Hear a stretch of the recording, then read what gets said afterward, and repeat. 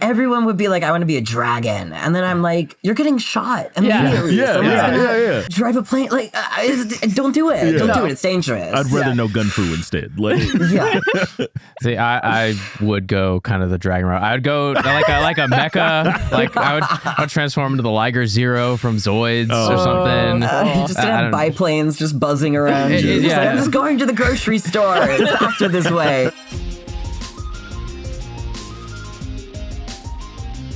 Coming to you from Crunchyroll HQ, this is the anime. Lots of energy today. we're back because we're back. Yeah. Well, I'm back, but continue.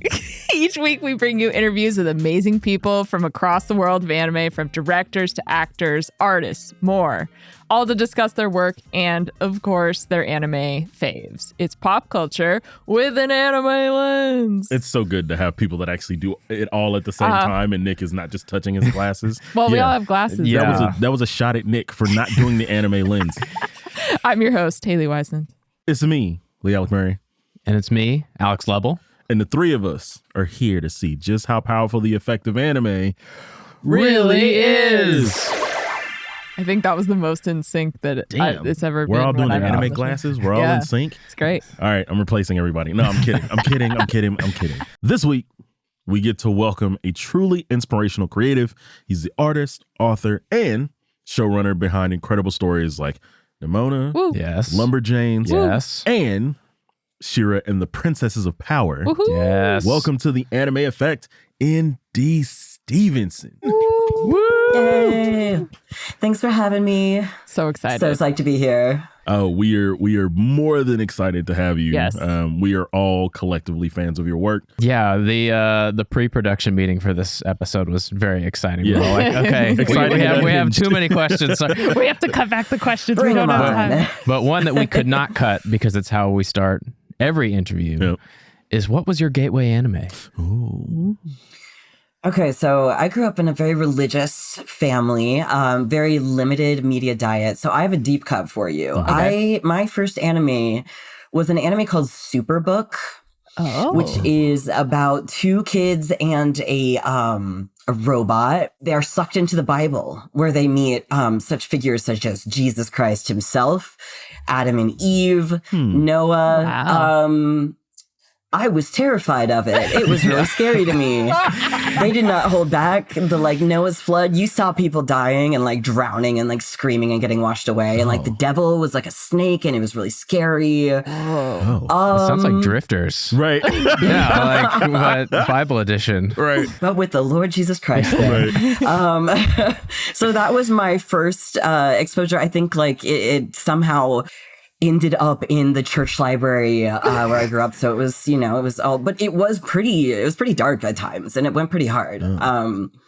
So yeah, my first experience with anime was a little bit traumatizing for me as a 5 or 6 year old child. I can guarantee that nobody else has had that as an answer so far. Nope. That you were probably the first and might actually be the only. Who knows? So where are you now, though, as far as anime goes? I recently have been extremely into Dungeon Meshi. My spouse got me into it. So I basically mainlined all 14 books in 2 days. I just didn't do anything else. I didn't do work. I didn't answer emails. I just read these books because I was so into them. And we even did a cosplay to the Ren Fair last year. So I was Senshi, like a skinny Senshi. Yes. But it was super, super fun. I stitched together 7 beards that I could have the volume. It was a good time. Nice. You actually beat us to our next question then, because we were going to ask you about your cosplay at the Red Fair, because we saw the picture on Instagram and it was so good. Let me start off by saying I saw that image and I was like, oh my God, this is iconic. If I would have seen that group at a Ren Fair, I would have been like, I have to get pictures. I have to take all the pictures. Yeah. So it was so good. We had the best time. Yeah, they have the dragon swing that's like a red dragon. So of course we had to ride the red dragon. And all of us had our ladles and our sausage links and just having the best time. It was amazing. Awesome. Is there a reason that you picked Senshi, or was it just that your group kind of was like, okay, let's divvy out the characters? So Senshi is my favorite. And I look a lot less like Senshi. Actually, I look nothing like Senshi. Which I am disappointed by every single day when I look in the mirror. It all goes back to my Lord of the Rings fandom. I realized at a certain point that I was I am just Gimli. That's my entire personality. And so I'm just like, I desperately am like, I need to bulk up. I gotta be able to grow a beard. I'm getting there. I believe one day I'll get there. But yeah, I just like really want to like just embody even a fraction of Senshi in my own life. Hopefully one day I'll get there. Wish me luck. That show, like in the manga, like it totally amazed me how much of the next step it took once Senshi kind of entered the picture. And now it went from just being like a normal like D&D like dungeon thing to like, oh, now you have instructional food cooking videos involved. And honestly, that's what caught me too, was like, you know, you have, it's a lot of real world application like that fits into like the dungeon space. So it is also a favorite here if you can't tell. Has Senshi inspired you to cook more at all? Oh God, I wish. This is what I mean when I say I like want to like embody him more in my life. I'm one of those people who just like, I'm like, I have to eat lunch again. I just ate lunch. Like, there are only so many things you can eat. Like, I'll forget to eat. And then I'm like, why am I so cranky? It's a mystery. So I try to keep like a little Senshi like on my shoulder being like, you have to eat. Yeah. And it only sometimes works. But yeah, I am very inspired by his love of cooking. My daily goal is just to make Senshi proud. There you go. Good. There you go.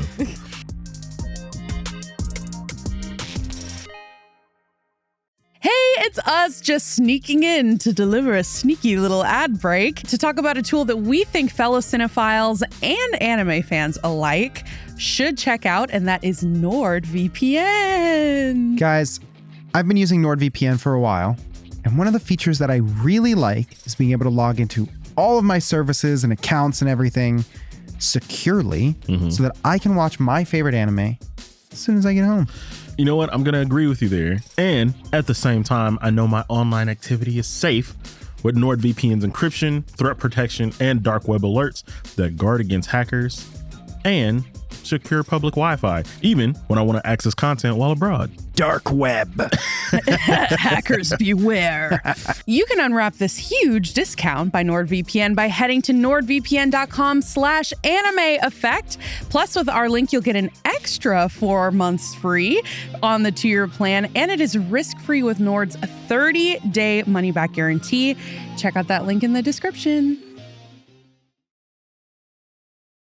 Of course, we all love She-Ra and the Princesses of Power, which aired its finale 5 years ago. Oh my gosh, 5 years ago. Oh my God. That's Time wild. Is a flat circle. When I watched the show, I couldn't help but feel all of the magical girl vibes. That was honestly like what really attracted me to the show. She-Ra's transformation being the clearest example, and it's just literal magic. So what magical girl anime have you watched that inspired these elements? So honestly, back at the beginning of She-Ra, I was sort of, like I said, I grew up without a lot of like, you know, secular media in my life. And so I didn't really have that like nostalgic connection to anime the way like literally every single other one of my friends does. And so I was a latecomer. And a lot of the magical girl influence came from the people I was working with on that show. And I would be like, wow, that's so brilliant. How did you come up with that? And they're like, well, that's Sailor Moon. That's an homage. I'm like, oh, I really thought that we had invented cat girls for like a hot second. I was like, it's so great. She's a girl. She's a cat. Her ears go up and down. Amazing. What more could you want? They're like, no, this is a thing. I was like, oh. So much of my anime education just came from my coworkers on She-Ra. We ended up having like a regular anime day, sometimes as often as like once a week. Oh, cool. And everyone would just play their favorite anime. And it was really just, you know, this education for me. But yeah, I mean, I think the obvious answer is Sailor Moon. And I ended up kind of coming to that later. And I was like, it was so, I had heard so much about it. And then it wasn't what I expected at all somehow. I was like, oh, when y'all said this was gay, it like really is gay. I thought you were exaggerating. Or like, like the way I had a crush on Shigo, but like, no, this is like actually gay. So yeah, that was something that I really came to kind of like late in life. But it blew my mind, honestly. That sounds like so much fun to have like regular anime days. It's interesting. We work at an anime company, but like we don't have times where we just all sit and watch shows together. And I'm like, I want to do that. Like that'd be so fun just to like get everybody together and be like, we're gonna watch this today. Book out the conference room. We're starting this. It was fun. It was a fun time. It was like a little chaotic sometimes because people like also want to show like the most cursed anime that they've ever seen. So we'd have these like crazy double features, and I'm just like, why are they turning into cars? What's happening? The best ones. So which non-magical girl anime character do you think deserves their own magical girl transformation sequence? Well, I mean, he's on the mind, so I feel like I have to go with Senshi, right? That's exactly like, what oh my god, like the skirt flying up, sausage links just swirl around him instead of sparkles. Like, I think it would be great. Oh, that would be iconic. Yo. I can't wait for all the fan art to come out of this. It's happening. Trigger if you're listening. It's happening. Especially because we had the whole like beautiful Senshi moment. Like, oh my God. Oh my God. So good. I'm into it. You also shared a 5-year comic on the anniversary of Shira's finale, in which you blessed us with insights on the princesses are up to 5 years after defeating Horde Prime. The Scorpia and Perfumer shippers got a nice surprise as their ship was seemingly confirmed. But what I want to know, what are some of the craziest headcanons you've heard about? And can you confirm or deny any of them? I gotta say that I feel like a lot of the headcanons come nowhere close to some of the headcanons that we had on the crew, which I don't even think legally I can get into. I think I get a message at least every other day asking like when Angela is gonna come back. I think that is like not the craziest, but the most prolific. So that one is like, I, literally cannot tip that either way. But we did have like a lot of ideas of like, I think what was out there in space, like what other like alien civilizations and people that they would meet. Yeah, man, I'm trying to think of like conspiracy theories or like, because they're out there. I guess as a follow-up while you think of those, is there ever a time where you see some headcanons and you're like, oh my gosh, like I never would have thought about that, but that's such a like great idea. And just like, I feel like sometimes fandom comes up with something that's just so outside of what you would think of, but you're like, oh my God, that would be so interesting to see that specific thing happen. Yeah, well, I feel like there are so many like of these sort of dumb jokes in the show that like we all started out as fans of animation. And so I started out in fandom myself. So there's always that moment where like the fans sort of catch on to some kind of like background character or whatever and just run with it. And what was so fun about working on the show was that we would just do that like on the actual show. Like I was just at San Diego Comic-Con. Someone came up and was like wanting to know everything about Wrong Hordak specifically. And he was literally this writer's room meme that we kept joking about, like this runner of just like, what if they kept thinking that it was Hordak and it just ended up being this completely random, like Kenneth the Page, like Hordak clone. And so we got so into him that we wrote this he became such a huge character in the season. And then, Keston, who does his voice, who is such an amazing actor, he voices every single Hordak clone, including Horde Prime. His range is mind-blowing. And then he got to do this like really fun, delightful, again, kind of like Kenneth the Page style Hordak clone. That was just so much fun to watch. And so, yeah, I think that so many of the like fandom memes that I see, like it feels so much like just like what we were trying to do on our end as well. And I feel like sometimes even like the voice actors would just be like, I think that Glimmer would want this. And I'm like, you know what? I think you might be right. And that was something that we would like take back to the writer's room and incorporate into the show if we could. So, yeah, I mean, I feel like there's so much like, it's so interesting with fandoms. There's this like push and pull of just like, what's canon, what is a really, really popular like fan canon and all of that. And in a world, especially like in a world like the Masters of the Universe, which is a little bit like everything goes. Yeah. Those things feel kind of like one and the same. So it's honestly kind of hard for me to remember even which ones are like fan canons and which ones are true at this point. That's so cool. It's so interesting hearing stories about, oh yeah, the voice actor for this character said this, and then we like kind of were inspired by that, so we decided to do this. Like that's such an interesting thing that I don't ever think about as far as like creating media like that. Yeah, well, it's so, I mean, my favorite thing about animation is just the collaboration of being in a room, sharing this world with these people. And so, like, yeah, we really tried to have pretty much everyone who worked on the show be able to come to the records at some point or another. And those were always the most fun ones because it's like the people who've been on the ground, like bringing this world to life. And the best days were just like very, very improv-y of just like, okay, give us some runners. Let's go. I remember the day we were doing like the Crimson Waste episodes. And Lauren Ash is one of the funniest people I've ever met. She was improvising all the time. And so she just started doing like every time she like cracked the whip, she would go, whip. And it was like the more she did it, the more funny we thought it was. And then like another actor came in and he picked it up and it became this just like whatever, like whip. And so those are my favorite days of just being like, let's just keep rolling. Let's see what happens. Let's like let the actors bounce off of each other and bring what they think this character would say to the moment. And we almost always got something really cool out of it. That's so cool. Okay. I know I personally am very excited to talk about Nimona. So for those who aren't familiar with Nimona, it's your webcomic turned book turned Oscar nominated film. Congratulations.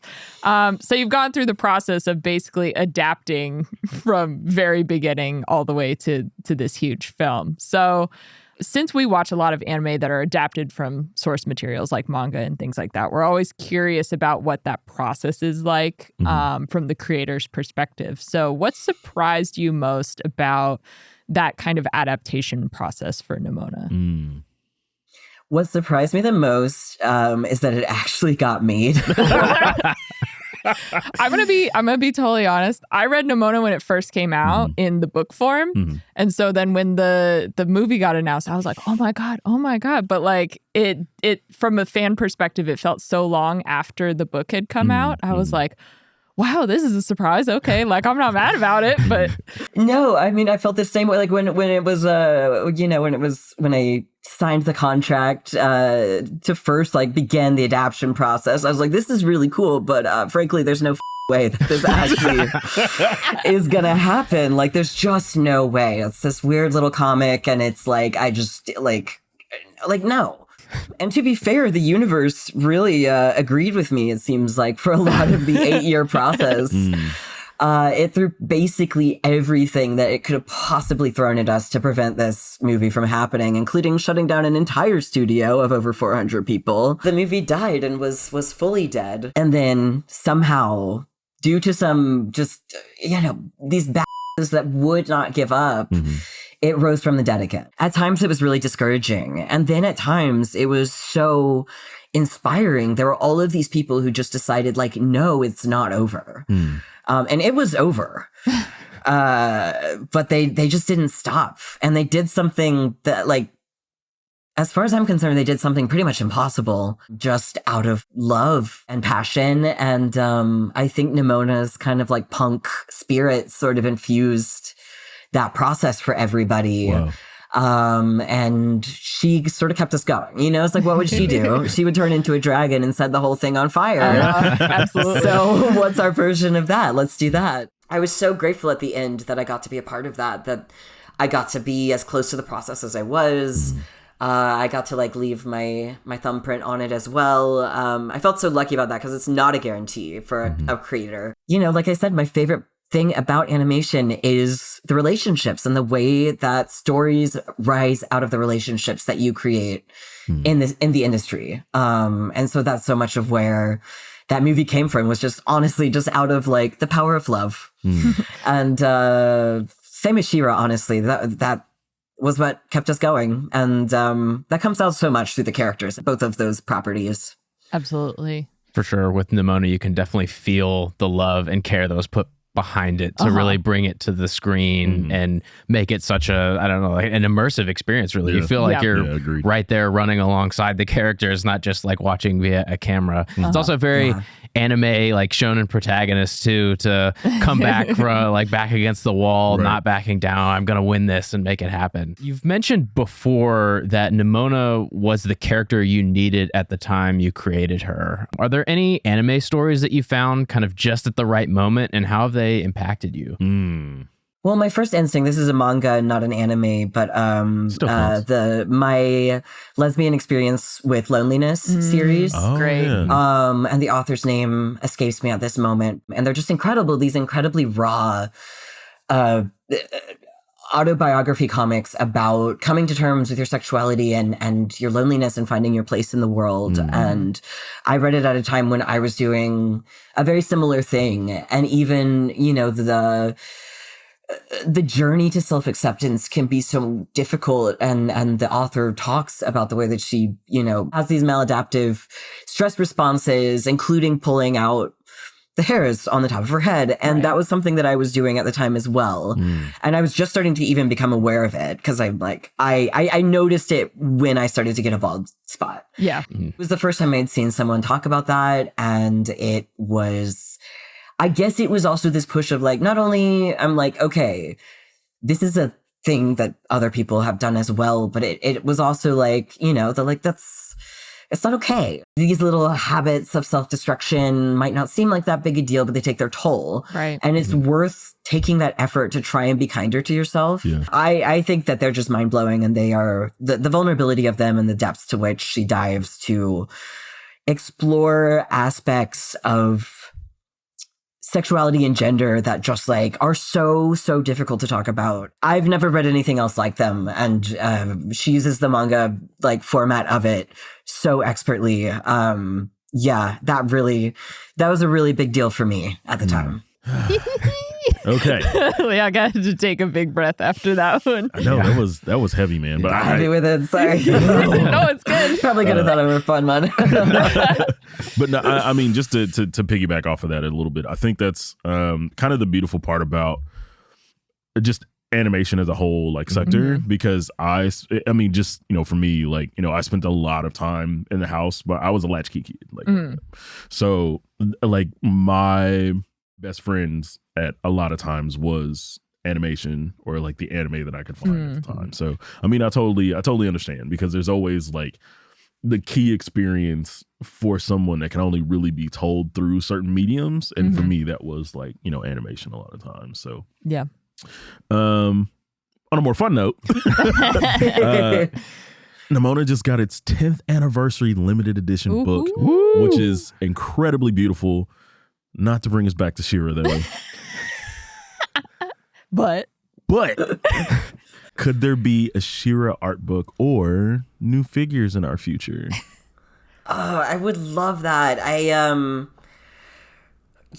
10 years for Nimona is impossible to get my head around. And we just passed 5 years for She-Ra, which is also impossible to get my head around. I would love to do something. I mean, we're still ways out from the She-Ra 10-year anniversary, but I would absolutely love to do something. I think it's one of those properties that's just like, it sticks around. These things, like, I mean, even just being able to adapt a property like She-Ra to begin with from 87, and it sticks around, and it still has people who remember all the lore and like, you know, are releasing fanzines and doing fan conventions and cosplays. Like, it's such an honor just being a little part of that world. So I would love to see some kind of like, oh my God, like a really high quality like figurine would be incredible. I mean, I have my little like Sculpey statue back here, which I love so much. I would love like a one that I can break a little less easily because I keep dropping it and having to painstakingly glue it back together. But I want more. Yeah. Definitely, like, if that happens, y'all will be the first to know, because I'm buying all of them, and I'll send you some. Yes. Hell yeah. Yes. I do have to ask, because I was thinking about this as we were, you know, kind of talking about She-Ra up top. What is it like for you? Because like for me, like I always like, I grew up with He-Man, and I like totally was like enamored by it. And then at the same time, like now, you know, fast forward and the new Netflix series starts. Well, and then you guys are doing She-Ra. Like, what's it like kind of creating that show, like back to back with, you know, the Master of the Universe, but then also being able to like put your stamp on that universe as well? Well, it's so funny. I look back and I kind of see this moment in time where like a door was briefly open and I just happened to be there in time to get through that door, which was the very early days of streaming. And it was just, you know, more. Mm-hmm. And so it was a very interesting situation where DreamWorks Animation owned the rights to only She-Ra, no other part of the Masters of the Universe. But it was also weird. It wasn't always what you expect. So it's like no Skeletor, but then there were certain other, it was just, it wasn't a clean cut because I mean, He-Man and the original He-Man and She-Ra, there's not a clean break between those worlds either. Like the characters travel back and forth all the time. But in this one, it was this we had very interesting limitations on us of just like, we can only use these characters. So for example, we had Horde Prime, but then like, we don't have access to the rest of the universe that he inhabits. So that's where the reason that Etheria is in this void and there are no stars in the sky and there are no other planets and no extraterrestrials are ever visiting is because we didn't have access to the rest of the universe. Like we literally legally couldn't use it. And so it was a really interesting challenge. But it also felt like so much what Masters of the Universe is about. One of my favorite stories about the creation of He-Man, they wanted to sell toys. And so they were like, we have this tiger from another set. What if you use this tiger and put it in He-Man? And he's like, no, He-Man is this big and the tiger's huge, the size of a horse. It's going to look stupid. The tiger's too big. We can't use the tiger. And they're like, no, we want to use the tiger. So he's like, all right, I'll use the tiger. And he painted it green and put like a hat on it and was like, I'm going to make it look so dumb that they'll never use it. And they saw it and they're like, great, we love it. Cut, print it. And that's Cringer. So this goes on to be this super iconic character that He-Man rides like a horse because he's gigantic. Right. But it felt so much like this kind of like seat of the pants, like anything goes kind of world. So it felt like I was a kid, like, so I'm one of 5 and we're all mixed genders. So we had every single, like, I had no concept of gendered toys. It was like building a spaceship for Barbie out of Legos, like, and then I'm throwing it out the window and lighting it on fire, like that kind of thing. Yeah, absolutely. And so that's what kind of felt like getting these action figures from She-Ra and just being like, what can I do with them? What are the limits of this world? And how can we kind of like flesh this out? I love the original He-Man and She-Ra so much in the way that it's just like, it's like, you know, we have the same body type, but we're limited in what we can actually do with them. But like, let's turn the arms into shovels. And now we've got Shovelette and she's coming for you. And it's like, I love it. I love it so much. I'm a big fan of that kind of like anything goes world building because I think that's the world we live in. Yeah, absolutely. Like there's no person being like, this would make the most sense. No, this world makes no sense whatsoever, ever. Sense. We just are like, okay, sure. You're like, why not? I guess that's what it is. All right. So since LeAlec took it back to She-Ra, I'm going to bring it back to Nimona. It's like ping pong. Yeah, exactly. Since Nimona is a shapeshifter, I want to know, if you could shapeshift, which character or creature from an anime would you shapeshift into and why? See, this one is hard because I'm always like, of course you want to be the person with like the most powers. But then like in your regular life, sometimes I'm like, I want to like turn into someone who like has very practical powers that just like help me brew the perfect cup of coffee or like. That sounds incredible. Who would it be? Is it just Senshi again? Is it just going to be Senshi? Like all day long? You mentioned working around rights and rules. No Senshi. That's the rule for this question. Fine. Okay. Can I take one from She-Ra? Because like, I honestly really want Glimmer's powers. Oh, okay. Yeah. I would love to be able to teleport. I would use it for so many things. It would be so much fun. And I would probably be the type of person to immediately teleport into a wall and die. But I would still want it. Yeah. So I think that's I feel like the most practical, but also the most OP. I could probably use that to save the world if needed. Yeah. It's just teleportation would be so handy. Helpful. All the time. Yeah. Just, oh, I have to go here. Oh, but it's so far away. Oh, no, it's not. Never mind. Just as I was asking the question, I also thought of what I would probably answer. Oh, okay. it's not even based around powers necessarily, but if you've ever seen a show or read a manga called Way of the House Husband, the main character is basically just a Yakuza guy that doesn't want to be a Yakuza anymore, and he just wants to be a house husband. But he just approaches housework in such a funny way because he like treats the Roomba as his subordinate or something like that. He like sits there and like inspects it and yells at it and stuff. I think that would be so much fun just to be able to step into that character for a minute and just be like, okay, this is me now. I'm gonna, you know, aggressively yell at the dishwasher to be better or something like that. My dog is my lieutenant now. Yeah, exactly. You know what? I think I kind of want to piggyback on that, but just like from a different series. Okay. Like people are probably like, he's gonna say My Hero. No, I'm not. As he wears the Deku shirt. Yeah, as he wears the Deku shirt. Sakamoto Days. Yeah. Like, I love how Sakamoto is like depicted as this like doting father, loving husband, and runs this convenience store, and also like takes all of these like outcast kids that just kind of now work at his convenience store, but he still has all of his skills. So I feel like that would be like, I feel like it going back to Indy saying like practical, like, right, I feel like it's like practical, like you run your own business. But you threaten my family, I'm gonna mess you up. But we have rules. I can't kill you. I can just like maim you really bad. I guess. So I think that would be mine, because I don't know how it would exactly handle having superpowers. And it may honestly be too much power to be superpowers. So I don't know. Exactly. I'm like, everyone would be like, I want to be a dragon. And then I'm like, you're getting shot immediately.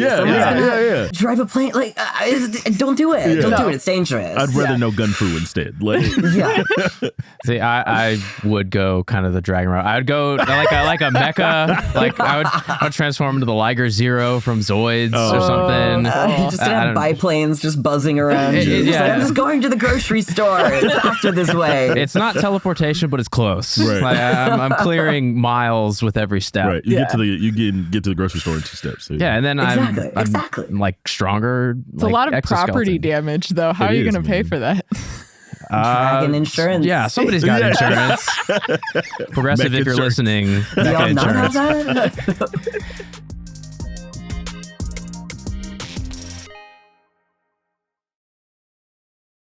So they've taken it back. I'm taking it forward. Ooh. On September 23rd, you've got a new book coming out called Scarlet Morning, which is super exciting. We're all excited about it. We can't wait to read it. Let's go. Could you share a little bit about it and what the story's about? Yeah, Scarlet Morning is this sort of classic like pirate fantasy adventure. And it's set in this post-apocalyptic world where this huge storm has basically transformed the sea into a desert. And so everything is crusted over with salt. It looks kind of like this like polar tundra. And we have 2 characters, 2 young orphans who are trying to figure out what exactly happened, what happened to break the world in this way. And they're caught up in the orbit of this famous pirate from the old days who is famous for being one of the most terrifying and murderous and bloodthirsty pirates of all time. And she's up to her old tricks again. And they have to kind of figure out, you know, can they trust her? Is she really as bad as everyone says? What is she trying to do? Should they be helping her or should they be trying to stop her? And it's all kind of about like the things that disappear in the world, and we don't quite notice that they're gone until it's too late. And then it's kind of hard to even say what happened to it. That's great. Man, and it's also fun in there, sword fights and monsters. Hell yeah. I'm all about that. Just got to add that in there real quick. Yeah. So this story has been in your head since you were 13. How has the story changed and grown over time? I mean, because it's been 2 decades, give or take. Yeah. So how was the story transformed over the course of time? It's pretty different now. You know, I was actually, I finished the first draft when I was 15 years old. It was 600 pages long. And I just like at that age, I loved writing. It came so easily to me. I wish I could say that was still true, but I often have to like find different ways of tricking myself into writing these days just because it's, you know, it's my job now, which is great. And I'm so lucky. But, you know, a lot of times you start to kind of lose that like childlike sense of just like pure creation. And so I was sort of in that place. I think after She-Ra especially, like I was like, it was over. And it was like, it had been my entire life for 5 years. And I was like, well, what do I do now? Like, what do I even like? I literally put every single interest that I had into this show. And so this was sort of the answer to that. I was like, this was something I really, really loved when I was a kid. I loved pirates. I was so obsessed with them. And so I kind of dusted it off and I was like, let's see what this is about. I hope it's not terrible. And a little bit it was at times, but it was also, you know, I felt it. I still felt it. And I felt the love for those characters in that world. And there was this really intricate mystery at the heart of it that like, I didn't really remember writing and I, didn't quite finish it either. So it was like this sort of unresolved mystery and I had to kind of reverse engineer it. And so like it really like I found myself getting back into that flow state, that just like getting sucked into the world and just writing and losing track of time. A lot of the plot has changed, but like at its heart, it still is the like swashbuckling mystery I set out to tell at 13 years old that I like make my friends act out on the playground. And it feels really, really special to go back to that. It feels like this like collaboration across time. And yeah, so it's really cool. Man, that's so cool. I have a draft of a story that I wrote around this when I was around probably 13 too. And it was hundreds of pages. And now I'm like, should I go back and look at that again? Oh my God, do it. Yeah, you should. It is hard at times because I'm like, I can tell exactly when as a 13-year-old I discovered Douglas Adams. Because a 13-year-old trying to write like Douglas Adams is like not cute. Like it's pretty hard to read. But also there are other parts that I'm like, damn, okay. Look at me. That's really messed up. 13-year-old me. Where did you... Are you okay? Yeah, that's pretty disturbing. Yeah, no, I've done that a couple times myself. I'm like, oh, what was I thinking? I do that with emails. I'm like, oh no. I sent that. Yeah. No. Who was I back then? Yesterday. So if you were to compare Scarlet Morning to any anime, which would you choose? Oh, man. We're here with the hard questions today. Okay. The first thing that jumps to mind, I saw this during one of our She-Ra anime days. Okay. Was Space Patrol Luluco. Oh, wow. Where the character has like, if I remember this correctly, like a really hot mom who drives like a transdimensional spaceship that's shaped like a pirate ship and just like shows up out of space and is like, I'm your mom. I'm irresponsible. I could turn into a gun? I don't know. It's that. Don't ask too many questions. Just read it. Like, trust the process. Yeah. The threads are there. It's tied together. Everyone wants their real mom to be a transdimensional space pirate who can turn into a gun. Yeah. I mean, also, it's trigger, so you just don't ask questions. Yeah, exactly. It's kind of go. You're just like, all right. Yeah, okay, yeah. Firefighting mechs? Yeah, okay, cool. Yeah, sure. Oh, this was incredible. But indeed, we are dangerously out of time. Thank you so much for joining us on the Anime Effect. This was so much fun. I'm excited. Thank you so much for having me. This was such a delight. Y'all are great. Yeah, thank you. I'm excited for Scarlet Morning. Like, I'm excited to read I'm there this. day one. I am too. I really hope y'all like it. I've had a really great time working on it, and it's insanely exciting and also terrifying to think that it'll be out in the world soon. So it's gonna be great. So we're all gonna have to read it. Yes. We're gonna have to come back. Yeah, I will expect a book report from all of you. Tell me all your favorite parts in order, all your theories. We'll have to come back. We'll have to have Indy back. Yeah, I was going to say, you're a friend of the show now. Yeah. Anytime. Literally anytime. Yeah, we'll have to come back and dissect this and then also be like, so animation win? Yeah, anyway. Yeah, my mom will be taking me in her spaceship to go pick it up. Yes. We'll use the screen. We'll use the screen and make PowerPoints for our book reports. I love this. This is exactly what I want. Hell yeah.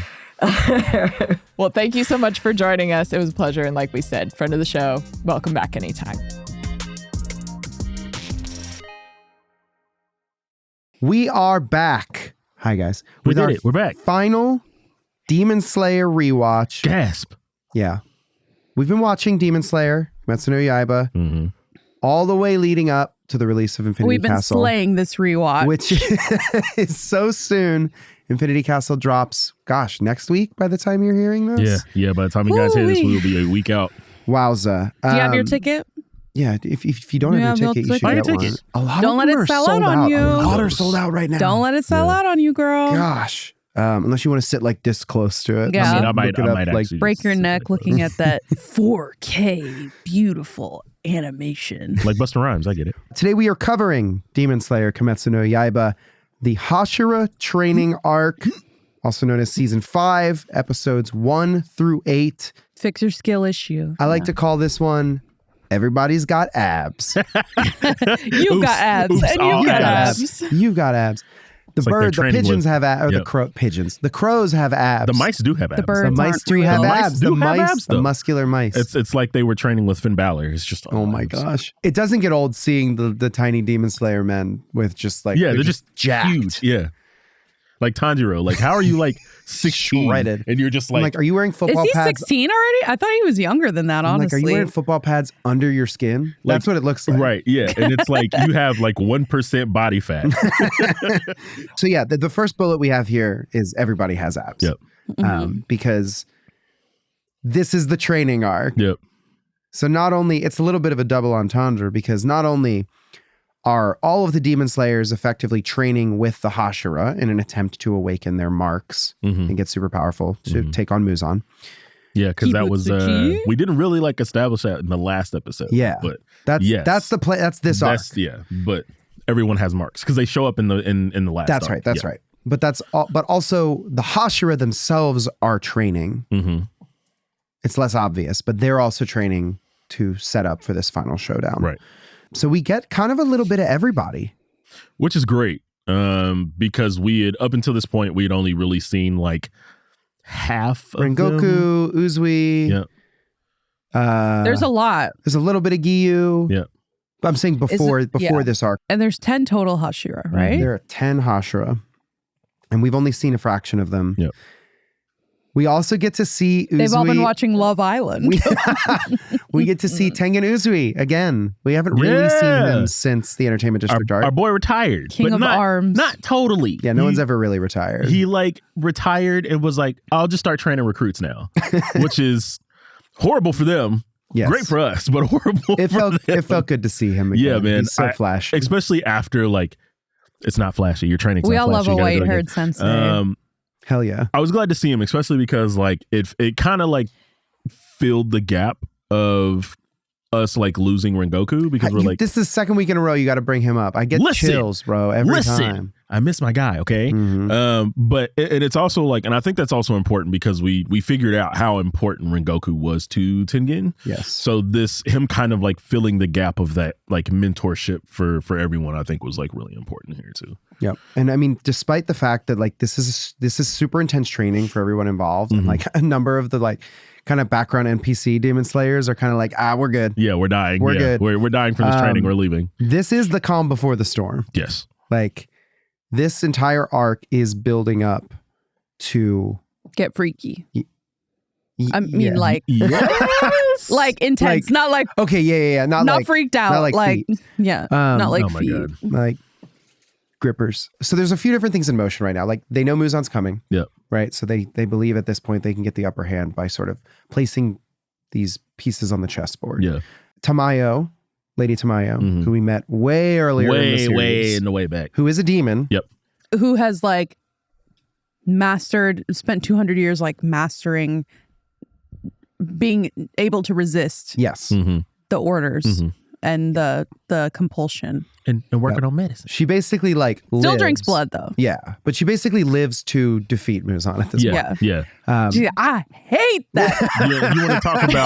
You want to talk about a generational hater. I mean, literally.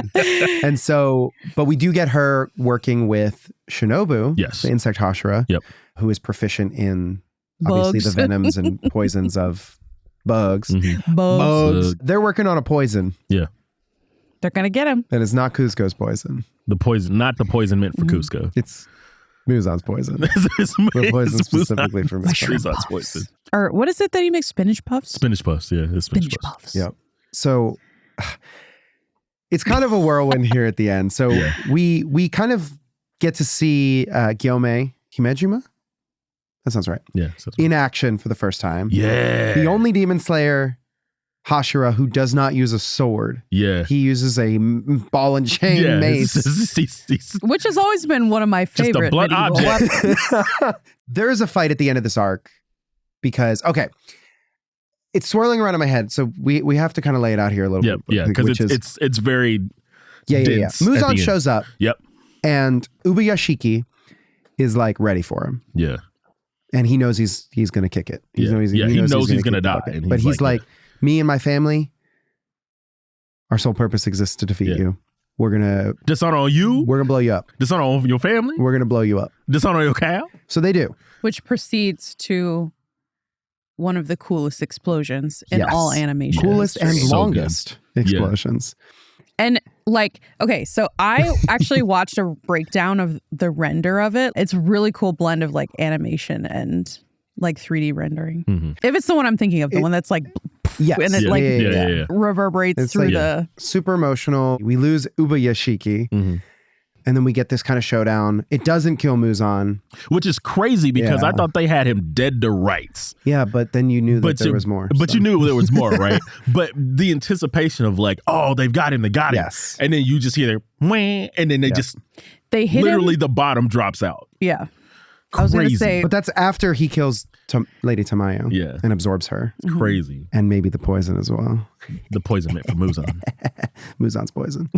And then, the sound effect when the Infinity Castle opens and they have him like weakened. And, like everyone's ready to act. And then boom, those final moments of them dropping into the castle.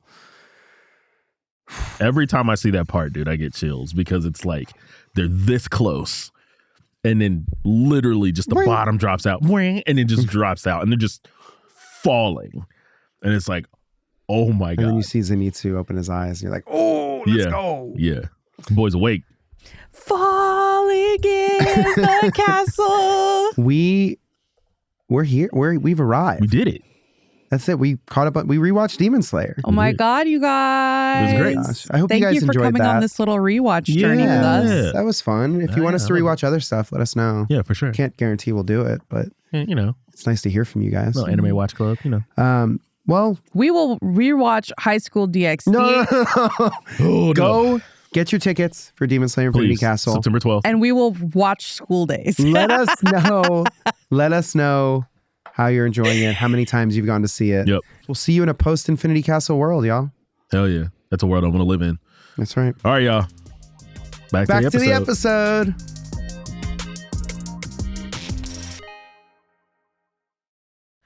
Oh my gosh. That was such a good interview. That was super cool. I feel like I need more She-Ra. I feel like I need more He-Man. I feel like I need...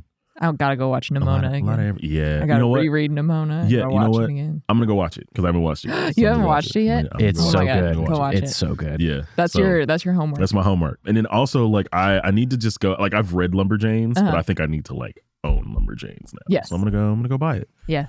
Everybody. Probably when I also buy Scarlet Morning. So I'll just gonna pick up my stack of I'm just gonna be there day one. Yeah. Barnes and Noble. No. I'm saving all my money for the eventual merch that comes out because of this episode. So this episode specifically. Yeah, this one.